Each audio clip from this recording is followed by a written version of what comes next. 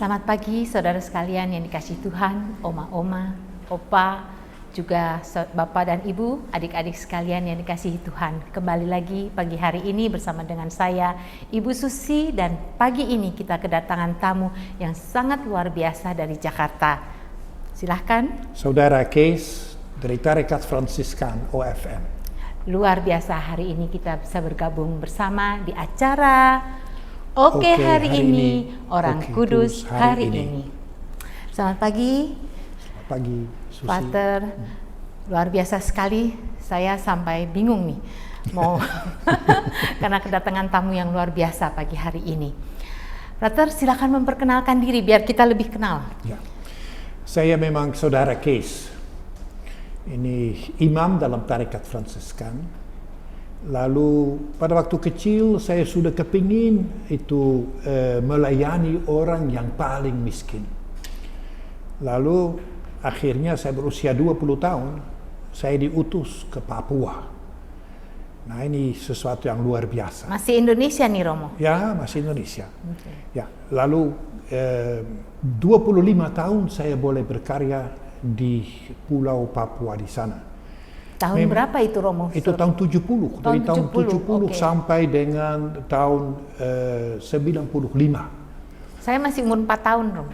Nah, bayangkan. Tapi pada waktu saya itu tiba di sana, di Pegunungan Bintang, nah ini memang masyarakat masih hidup dalam suasana zaman batu.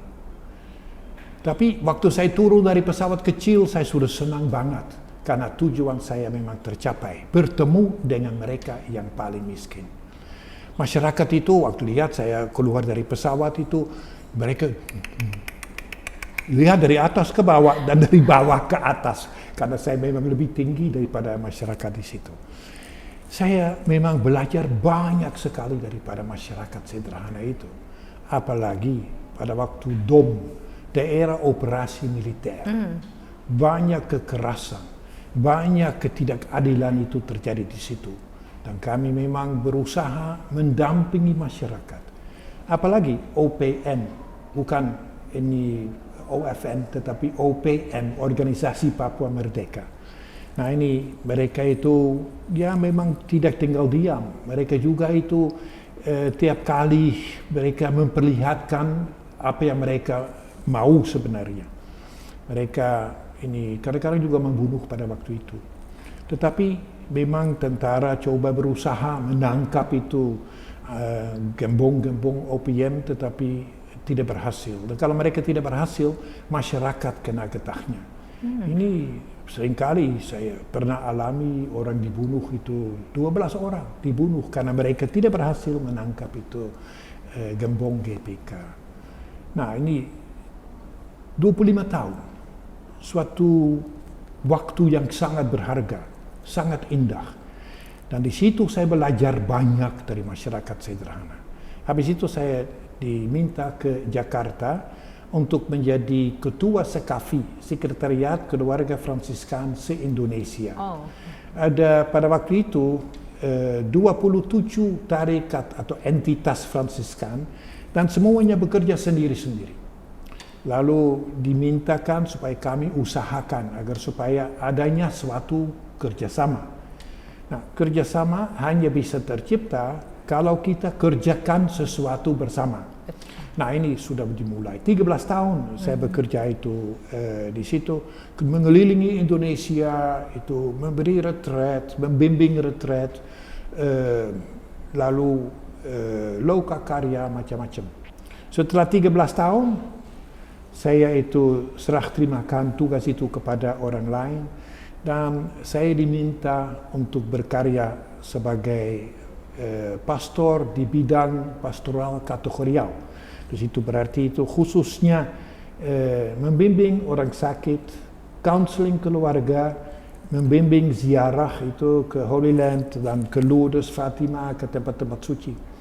Nah inilah tugas saya sekarang ini. Wah, luar biasa Romo. Jadi peningkatan ya Romo ya.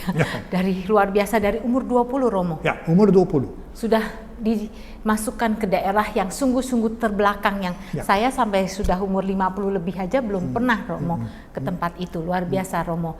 Jadi kalau saya boleh tahu Romo sekarang umur berapa ini Romo? Menurut Susi kira-kira berapa? Kalau saya boleh lihat, sorry Romo, maaf Romo, dari rambutnya, dari jenggotnya ini udah seperti Sinterklas, ya paling tidak 70 Romo. Tambah 2 tahun. Oh, tambah 2 tahun, 72. Ya. Oke, tanggal berapa Romo? 18 Agustus. Oh, 18 Agustus, baru saja merayakan hari ulang tahun. Luar biasa sekali Romo. Pelayanannya dari umur 20 sampai 72 dan seterusnya Romo, pasti dipakai Tuhan. Diberkati Tuhan dalam kehidupannya. Puji Tuhan, kita kembalikan lagi untuk kemuliaan Tuhan ya Romo. Betul. Romo, pagi hari ini kita mau membahas untuk menceritakan, bukan menceritakan Romo, kita menjadi saksi dari kehidupan Padre Pio. Ya. Nah Romo, untuk singkat waktu, mari Romo, kita ceritakan, kita beritakan tentang Padre Pio. Siapa tidak mengenal Padre Pio? Padre Pio sebenarnya seorang yang luar biasa.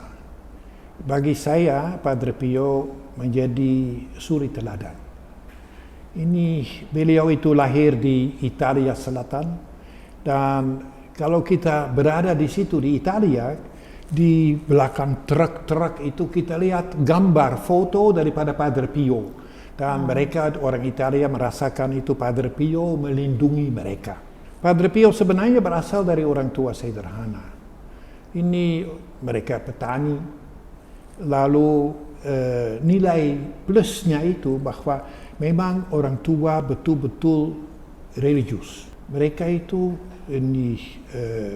menikmati kekatolikan mereka. Nah, pasti Padre Pio juga itu sudah mendapat juga banyak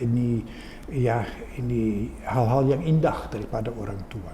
Pada waktu Padre Pio muda, dia itu seorang yang sopan, tetapi pendiam. Dia tidak bicara banyak.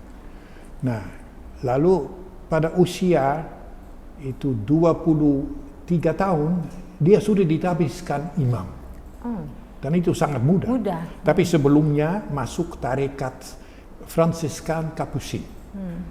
Nah, pada usia 23 tahun, ini ditabiskan imam, dan tidak lama kemudian Padre Pio mendapat stigmata. Stigmata itu berarti 5 luka daripada Yesus sendiri. Itu 2 di tangan, 2 di kaki, dan 1 di lambung. Tetapi tidak lama kemudian itu dia sembuh. Tidak kelihatan lagi bahwa ada stigmata ini. Lalu boleh katakan 8 tahun kemudian dia sakit-sakitan. Lalu pimpinan tarekatnya katakan itu lebih baik kamu pergi ke komunitas itu di Giovanni di Rotondo. Di situ Padre Pio mulai suatu karya yang luar biasa. Padre Pio sebenarnya setelah 1918 dia mendapat stigmata kembali. Dan itu tangan, kaki, lambung, ini betul-betul darah banyak keluar. Dia menderita sungguh-sungguh. Dan dia itu bisa merasakan penderitaan daripada orang sakit. Oleh karena itu, Padre Pio mempunyai ide mau membangun suatu rumah sakit. Dan itu disebut Wisma orang untuk meringankan penderitaan. Karena dia sendiri merasakannya sampai ke tulang sumsum. Nah, satu kelebihan daripada Padre Pio itu juga setiap hari dia dengarkan sakramen pengakuan. Susi, jangan terkejut. Bisa sampai 10-12 jam duduk di kamar pengakuan. Dengarkan pengakuan. Itu berarti bahwa begitu banyak orang datang kepada Padre Pio, dan Padre Pio dengarkan mereka. Sehingga akhirnya mereka dilepaskan daripada belenggu yang sungguh-sungguh tidak enak. Karena Padre Pio dengarkan mereka. Lalu muncul masalah juga. Karena ada Vatikan itu ikut serta memainkan peran, lalu mereka ada dokter-dokter dan ahli teologi, mereka katakan, Padre Pio, stigmata tidak benar, ya, itu tipuan belaka. Lalu suatu tim dari Roma datang itu untuk memeriksa benar atau tidak. Nah, Padre Pio difitnah. Padre Pio tidak boleh merayakan Ekaristi lagi. Coba bayangkan untuk seorang imam, ya, yang itu tidak boleh merayakan Ekaristi, dilarang. Lalu dia juga tidak boleh sama sekali itu mendengarkan pengakuan lagi. Padre Pio itu dikonfrontasi dengan dirinya sendiri. Tetapi dia tidak marah. Dia tidak mulai mengeluarkan kata-kata yang tidak. Karena apa? Karena Padre Pio mempunyai hubungan yang sangat intim dengan Sang Pencipta. Dia luangkan waktu setiap hari dengan Sang Pencipta. Lalu kadang-kadang ada ekstase, ya, suatu situasi dia bukan dirinya sendiri lagi, suatu hubungan intim dengan dia. Susi sendiri sudah berkeluarga, ya. Pada waktu itu berpacaran itu mungkin ini seringkali telepon, waktu itu belum ada handphone, ya, tetapi telepon gunakan itu telepon biasa, mungkin berjam-jam itu bisa hubungi suamimu sebagai tanda kepingin tinggal dekat dengan dia, karena itu kekasihmu. Nah, bagi Padre Pio kekasihnya ialah dia, luar biasa, Tuhan. Dan itu dia luangkan waktu seluas-luasnya juga untuk Tuhan. Dan karena dia dipenuhi oleh semangat Tuhan, semangat Yesus, kerendahan hati, kesederhanaan, akhirnya dia menerima dengan lapang dada apa yang terjadi. Ini suatu bagian daripada seluruh hidupnya. Ini saya kira Susi punya kehidupan juga sama sekali tidak mulus. Pasti ada macam-macam tantangan. Betul, Romo. Kalau hidup kita mulus, kita jadi orang sombong, tinggi hati, tidak tahu diri. Tetapi puji Tuhan, ada tantangan-tantangan yang muncul dalam kehidupan kita. Sehingga melalui tantangan-tantangan itu, kita bisa mengakarkan hidup kita. Bukan pada hebatnya aku, melainkan pada Dia yang memberi segala sesuatu kepada kita. Dan itu kelihatan pada Padre Pio. Akhirnya setelah pemeriksaan itu Vatikan dan lain sebagainya, lewat suatu suasana tidak enak, dia juga dicurigai, curi uang segala macam. Akhirnya mereka mengakui bahwa stigmata itu bukan buat-buatan, melainkan sungguh benar. Dan hingga sampai akhir hayat, ini Padre Pio itu memang berjuang. Ini coba bayangkan luka di kaki, dia sembunyikan dengan sarung tangan, tetapi itu pendarahan itu berjalan terus. Nah, inilah Padre Pio. Dia jadi 81 tahun. Ini meninggal itu abad ke-20. Di situ belum begitu lama lalu. 50 tahun, ya, yang lalu beliau meninggal. Dan itu meninggalkan suatu kenangan yang luar biasa. Luar biasa, Romo. Saya terpesona sekali. Setelah kita mendengarkan demikian, Romo, apa yang kita harus implikasikan dalam kehidupan kita di masa ini dengan begitu kita punya idola yang luar biasa dari Father. Nah, ini saya kira saya bisa ambil banyak, tapi saya mau ambil satu dulu dan kita lihat kalau ada waktu untuk yang kedua, oke, bisa. Sebenarnya Padre Pio mendengarkan pengakuan. Mendengarkan pengakuan 10 sampai 12 jam sehari. Mendengarkan. Tapi mungkin Susi, ya, punya anak juga. Ini kalau anak mulai berbicara, ini mungkin kalimat belum selesai, Susi itu sudah mulai mau menjawabnya. Oh, itu selalu, Romo. Ya, ini kita bisa belajar dari Padre Pio. Ini kalau kita benar-benar mau berkomunikasi dengan baik dan mau menerima orang lain apa adanya, kita perlu menjadi pendengar yang baik. itu nomor satu. Karena pasti Susi rasakan kalau ini kalimat belum selesai dari anak, Susi sudah mulai ngomong, ma dengar dulu, ya toh seperti begitu. Nah, masa dewasa kini, saya kira Padre Pio ajak kita untuk menjadi pendengar yang baik. Saya memang kalau di Jakarta itu ada misa di Rumah Sakit Carolus, ya saya berangkat biasanya setengah jam sebelumnya. Jalan kaki. Saya bisa dengan ojek, saya bisa dengan taksi, tapi saya tidak mau jalan kaki. Dan pada suatu saat saya bertemu dengan seorang pemulung. Lalu saya berhenti sebentar, saya ngomong dengan bapak itu. Lalu saya bertanya tentang keluarganya, dia bercerita dengan semangat. Lalu kadang-kadang saya bertanya lagi kepada dia, dan saya dengarkan. Tapi saya lihat jam juga. Karena jam 6:04 harus ada misa di Rumah Sakit Carolus. Saya bilang, Bapak maafkan saya ya. Ini saya ada acara di Rumah Sakit Carolus. Ini selamat memulung lagi. Tos. Nah, lalu saya jalan. Pemulung itu kejar saya. Lalu, Bapak, ini untuk makan. Saya heran banget. 5.000 dalam tangannya. Saya bilang, Bapak jangan. Ini untuk Bapak lebih butuhkan daripada saya.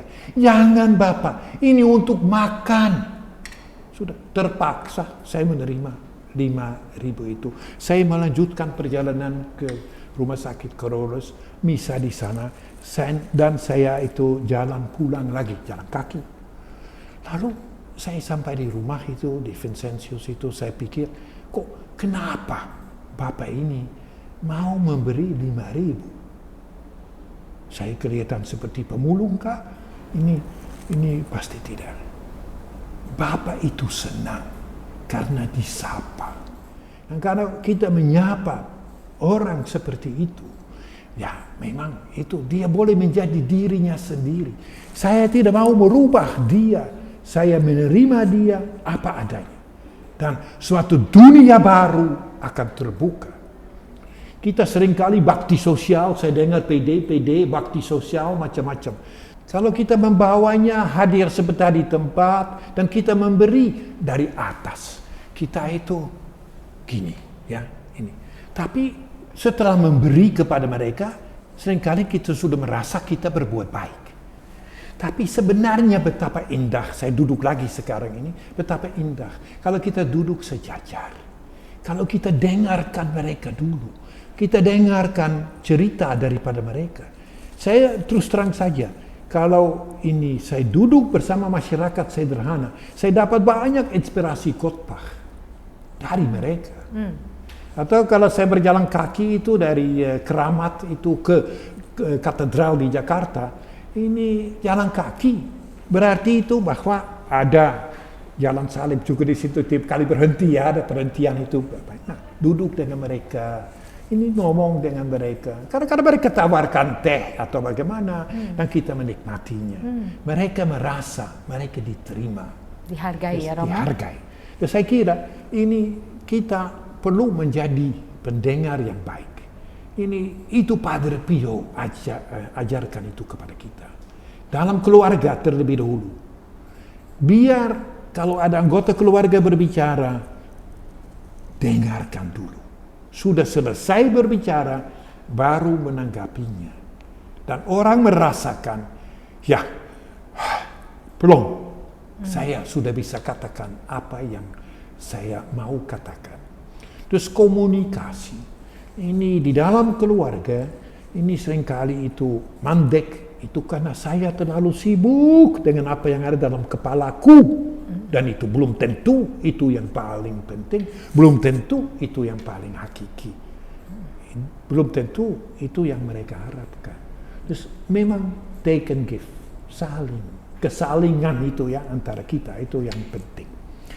Terus ini mendengar gampang, masuk sini keluar sini, mendengarkan masuk di sini turun ke dalam hati. Ini salah satu aspek. Satu aspek lagi saya kira itu penting bahwa Padre Pio dia membentuk sekian banyak PD, kelompok doa. Lalu mereka itu memang sibuk dengan itu, bernyanyi dan mendalami sabda Tuhan. Tapi Padre Pio tidak berhenti di situ. Padre Pio malahan mendirikan suatu rumah sakit modern, supaya orang yang menderita, seperti tadi saya katakan, dia sendiri merasakan penderitaannya, ini bisa itu betul-betul mendapat tempat yang sejuk. Dan itu sesuatu yang memang indah. Kita jangan berbicara kepada orang, melainkan kita perlu berbicara dengan orang. Terus ini, kalau kita umpamanya PD, kelompok doa, atau persekutuan apapun, jangan berhenti di situ. Padre Pio memberi contoh dan teladan. Dia itu memang laksanakan. Dia turun ke bawah. Dia itu bertemu dengan mereka-mereka yang sebenarnya itu butuhkan ini kehadiran kita. Nah, ini terus saya kira penting kita disemangati oleh sabda Tuhan. Kita mengunyahnya bersama. Tetapi setelah itu turun ke bawah, hadir di tengah-tengah masyarakat yang sederhana itu. Lalu ini hadir. Jangan langsung mau beri duit atau mau beri barang atau mau bagaimana. Tidak usah. Hadir. Orang sudah merasakan luar biasa. Nah, dan itu berdasarkan dipenuhi oleh sabda Tuhan. Nah, yang ketiga mungkin satu lagi mungkin itu ini difitnah, ya, Padre Pio difitnah. Tetapi kalau kita dipenuhi oleh sabda Tuhan, kalau jangan jadi itu minta-minta dari Tuhan satu daftar panjang itu tidak perlu. Tuhan sudah tahu apa yang kita butuhkan. Ya. Nah, di sini yang jauh lebih penting relasi dengan Tuhan itu. Karena relasi yang sangat intim Padre Pio dengan Tuhan, akhirnya dia bisa menerima tantangan yang berat, tuduhan macam-macam yang agak. Dia tidak memberontak, dia menerimanya dengan lapang dada. Kalau kita makin bisa meningkatkan hubungan kita dengan Tuhan, apabila ini kita hadapi tantangan, kita tidak usah andalkan diri kita sendiri. Yes, aku bisa. Melainkan kita menyerahkannya kepada Tuhan dan mengatakan, jadilah kehendak-Mu ya Tuhan. Terima kasih sekali Romo Kis yang hari ini, pagi ini sangat luar biasa sekali yang boleh mengisi dari kehidupan kami semua. Saya rasa saya dan pemirsa semua yang mendengarkan pada pagi hari ini bisa mengimplikasikan kehidupan Padre Pio yang untuk di zaman ini, supaya kita, kalau kita kena masalah, kita tidak perlu menggebu-gebu membenarkan diri kita sendiri, tapi lebih baik kita mendekatkan diri. Mungkin saatnya itu yang Tuhan mau. Betul Romo ya. Dan yang kedua, kalau kita juga sakit atau apapun, kita boleh bertahan. Karena Tuhan Yesus sudah merasakan dulu sebelum kita semua. Romo, ini sulit sekali Romo. Saya sampai takut nih Romo. Tapi luar biasa sekali pagi hari ini. Saya percaya teman-teman semua dan saudara sekalian semua, Oma dan Opa, Bapak dan Ibu, adik-adik sekalian semua pasti juga akan mendengarkan hal ini yang sungguh pagi hari ini boleh menjadikan rema buat kehidupan kita. Puji Tuhan. Sebelum kita tutup acara pagi hari ini, mari kita sama-sama berdoa Romo. Dalam nama Bapa, Putra dan Roh Kudus. Amin. Allah Bapa yang baik hati, Allah yang merendah Yesus, Allah Roh Kudus. Terima kasih atas segala kebaikan yang Kau tanamkan dalam diri Padre Pio. Padre Pio bisa menjadi suri teladan bagi kami semua. Semoga kami yang mengunyah sabda-Mu bukan hanya menjadi pewarta dengan mulut kami, melainkan kami memberanikan diri, turun ke bawah, menjadi pendengar seperti Padre Pio, dengarkan masyarakat yang bukan seolah-olah saudari dan saudara kita, melainkan mereka sungguh adalah saudara dan saudari kami masing-masing. Tuhan, semoga contoh dan teladan Padre Pio menyemangati kami untuk turun ke bawah, menjadi pendengar yang sungguh-sungguh. Padre Pio, doakanlah kami. Amin. Kemuliaan kepada Bapa, Putra dan Roh Kudus, seperti pada permulaan, sekarang, selalu, dan sepanjang segala abad. Amin. Dalam nama Bapa dan Putra dan Roh Kudus. Amin. Terima kasih Romo dan saudara sekalian. Sampai jumpa di acara Oke hari ini, Orang Kudus hari ini yang mendatang.